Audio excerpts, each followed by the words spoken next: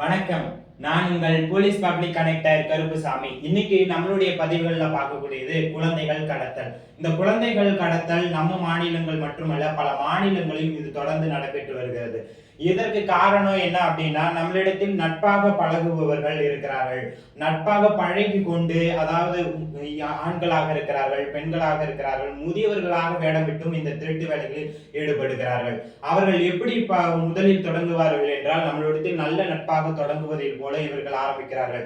அது உணவு பண்டங்களில் பலவிதமான பொருட்களை கலந்து, நமக்கு மயக்க மருந்துகளை கலந்து அவர்கள் இந்த உணவு பண்டங்களை கொடுத்து நம்மளுடையத்திலே இந்த கடத்தி சென்று நம்ம உடம்புக்குள் இருக்கக்கூடிய அந்த உறுப்புகளை அவர்கள் திருடி விடுகிறார்கள்.